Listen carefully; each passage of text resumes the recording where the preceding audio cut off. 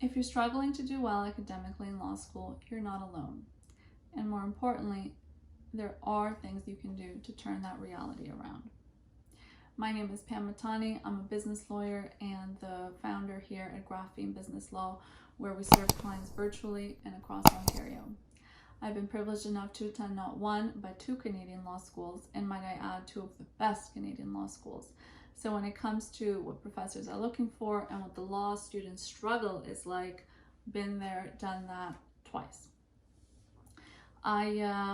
For reasons I've outlined in one of my recent videos that I'll link here as I'm speaking, I'll link above on the screen, I entered law school with a very fluid mindset, coming with a background in philosophy, where I didn't really think there was a way to have a wrong thought, okay? Well, it turns out there was, at least to my law school professors. And on my first midterms in law school, I did not do very well at all. And I'm not talking about, you know, being coy, like A-, B+. I mean, I did not do well, okay?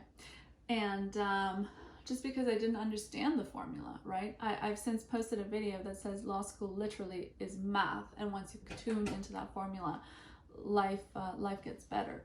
But at the time, I didn't understand the formula. I can also tell you with receipts to back it up, because I still have the emails, that I went on to in my 2nd and 3rd year of law school. I mean, I turned the picture around in 1st year as well, but given those 1st year midterm grades, as well as I did on the finals, I think earning like exclusively A's, it was still dark times during the midterms, so the averages were a little on the dry side, okay? But in my 2nd and 3rd year, having entered with the knowledge of the formula I spoke about in I think literally a video titled Law School is Math, or Law School is Not Hard, It's Math, something like that. Well, once I used that formula, I went on to attain almost exclusively A's, and in many cases, the highest 8-point average in that class. For example, some classes give out 1 A+ and, you know, 3 A's and 5 A-. I was the 1 A+. And like I said, I have the receipts to back that up. So that's a matter of fact, that journey I was able to go on. Not everybody goes on that journey, mind you, and you don't have to go on that journey to be a worthwhile human being. That's not the point of this video, okay? But there are things you can do. One of those things, of course, is, you know, big picture, figure out that formula when it comes to how to do well on an exam, when to plug in the ratio, and, you know, what hopefully a somewhat appropriate ratio, and sprinkle some originality here and there, and you know, the math side of it. But this video is not that. If it was, it would be repetitive of one of my last videos. This video is about strategies, not things you can do, you know, as you're writing the exam, what extra magic word you throw in there to get yourself an A. I'm not looking small here, I'm looking big. Like, if you're really struggling in law school, you've got a barrel of C's and D's, what do you do, okay? First thing I would say, again, I've already disclaimed that I'm talking big picture in this video for students. I was about to say children, but you're not children. We're all adults here. For students that are really struggling. First thing I would advise you to do is sit down and decide why grades matter to you. And I don't mean that in a fluff way, and I don't mean that in a, you know, drop the mic kind of way. Why do grades matter to you? Are you putting all this work and all this pressure on yourself? And some pressure is good, by the way. We're not anti-pressure. But are you putting all of this pressure on yourself so that you can be a better employee to somebody else? Is that what you're trying to do? Get your foot in somebody else's, you know, like who is that person? Why are you doing that? Is that the only reason that the grades matter? So that you can be picked up soon in the game by another, you know, by an employee, whether it be even, you know, first year internships, or for sure 2nd year OCIs, or, you know, in articling. There's a lot more choices out there today. There's programs through institutions such as Toronto Met, I believe it's called now, Toronto Metropolitan University, where, you know, they can really help for those that aren't able to find articling. But genuine question, why do the grades matter to you? They obviously matter to you enough. You're here, you're watching this video, you're concerned, okay? But what's the root cause of that concern? Is it pressure placed on you by somebody else? Is it pressure to please somebody else? Is it, are there financial difficulties you're going through that you feel, the better the grades, the higher paying the job I'm going to get, the sooner I can take care of these bills? Why do the grades matter to you? Whatever that conversation is for you, I used to have a contract law professor that always said first principles, first principles. That question is first principles here. You start with that. And it's going to go one of two ways. They don't matter, they do matter, okay? If the grades do matter, and that's your top concern, you don't care what you're learning, you don't care, what extracurriculars, this and that. And again, these statements are not to be, I know they sound so direct and so, Frankenstein to some people, but if I'm not being direct with you, what are we doing here? If the grades matter to you at all costs, then you need to strategize based on that thing which matters to you most. And if that thing is grades, I'm going to say it, okay? I'm going to say it. You don't have to do it. I'm going to say it. Again, coming from somebody that was able to hit that top grade, not just good grades, but top grade in most of my classes. Stop taking courses because it's like your favorite thing to do in the world or what you've seen on TV or La La Land, okay? Stop. Don't do that. If the grades matter to you at all costs, take a hard look at the grade distribution in courses that you've seen and take courses that have the highest class averages, where the average student is most likely to get a higher grade. Some classes in law school have a grade point average of like literally 69 point something, 70 point something, 71 point something. Some classes have a grade point distribution of 79, 78. You see it, I've seen it. I've seen it not only in the 2 law schools I've attended, I've seen it in law schools my friends have attended across all provinces in Canada, mind you. So I'm really bringing perspective to this video to help you, okay? Look at the grade distribution, take classes exclusively with the highest grade point distributions. You might not be interested in the subject area, but you just said the grades matter to you at all costs. So what does the subject area matter? And at the end of the day, it's law school, right? It's a privilege to be there. You're going to learn something no matter what. So maybe you learn about something that you didn't think you'd learn about, but you're coming out with that thing that matters to you most, and you just said that was grades, okay? Another strategy, take courses with the smallest class size possible. I don't know what institution you're at watching this video, but there are law schools that I know about there where professors, if the class size is small enough, don't need to follow the grade point distribution, right? So the first point of advice was look at the distributions and take the class with the highest average distributions. The second builds off of that in that there are some classes out there where the distribution is not even needed, okay?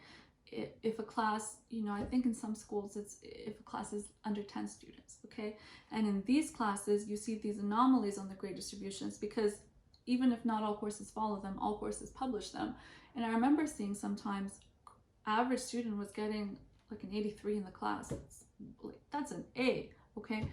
A minus A depending on the institution, but that's an A range grade, and the average student is getting that? Well, there was a reason. The professor didn't need to follow that formula of how many A's and B's and C's to give out.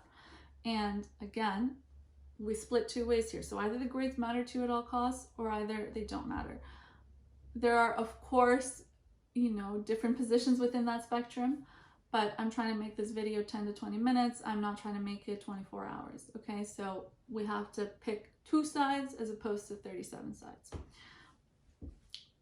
Take the smaller classes. Third thing I'm going to say is look at the syllabus for a class.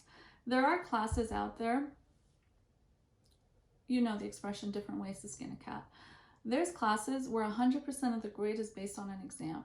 Not everybody does well on exams, and that's okay. It truly is, okay? There are classes where the grade is like 80% dependent on a paper.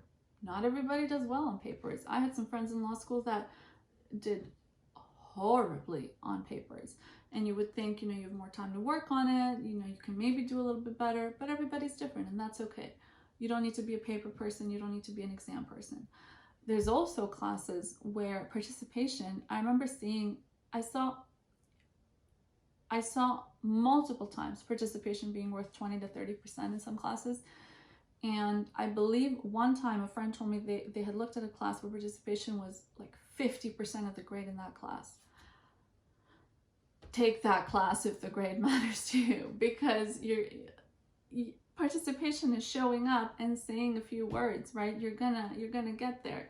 Obviously there's meaningful participation, citing and this and this and that, but participation, big picture, is literally just engaging, okay? Engaging in class. And some classes go even further to give you part of that participation grade just for showing up to the class, okay? So those are my 3 concrete pieces of advice. I mean, what can I tell you? Like, find the cheat code for the exams for every course? I don't think it works like that. I don't think there is a cheat code for every course in law school. Once in a while you get lucky, you find some ideas and tips here and there on what cases stand for, and that can expedite your personal readings, or you find some good summaries here and there to help you better understand the concept. But in terms of finding a cheat code, it doesn't really work like that. So these are 3 pieces of advice that I gave you, that it doesn't matter what grade average you're coming from, it doesn't matter what subject area you're looking at. This is going to apply across the board. Smaller class sizes with look at classes with the highest grade point average, and go to a class, look at the syllabus for it, and see how that fits in with your skills as well, right? Because it's that adage of trying to grade a fish based off of how it can climb a tree. If you've only taken 100% exam classes, which a lot of classes in first year are exam heavy, if that's all you've taken and you didn't do well, it doesn't necessarily say something negative about you. Maybe that's just not your gig, but maybe papers are, maybe presentations are. Find your sweet spot and go after it every time if you're trying to get the grade every time, okay? Now, the other split here, and again, I'm trying to keep this video somewhat timely, the other split here is that the grades don't matter to you. What do I mean by that? I'm not talking about the extreme where you don't care if you fail every single class, because then what are you doing in law school? What are you doing here? I'm talking about, there's a concept. I had a friend in my undergrad studies. She was really practical and really funny. And I remember she would say, she had this saying, I think it was, what do you call a doctor that got D's in med school? A doctor. What do you call a lawyer that got D's in law school? A lawyer. Okay, so you can graduate with C's and D's in most law schools. I know there's some average requirements here and there about aggregate averages between all courses, but big picture, having some D's is not going to kill you is not going to prohibit you from graduating law school, and certainly having C's is not going to prohibit you from graduating law school. But within that, so if the grades don't matter to you insofar as those D's and some C's are okay, right? We're not talking about the F's. If that doesn't matter to you and you're okay with a transcript that looks like that, for whatever reason, that's your choice, then the only thing I can really tell you is take courses that you love, right? I put out a video earlier that said the big picture of which was learn before you earn, right?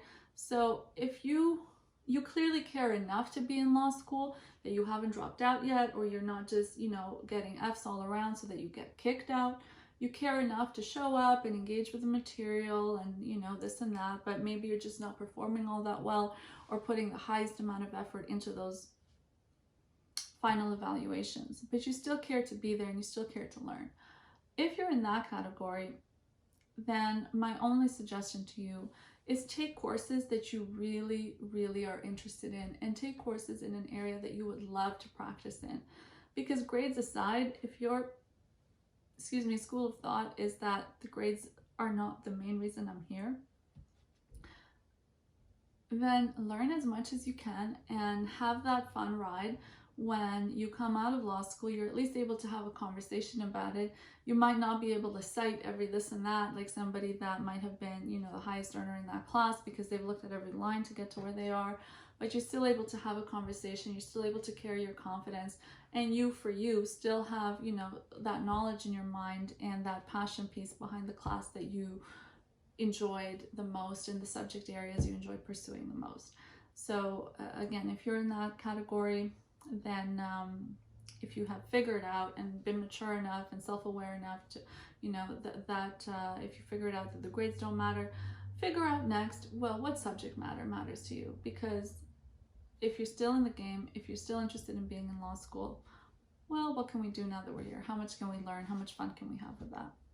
So I'll end the video there.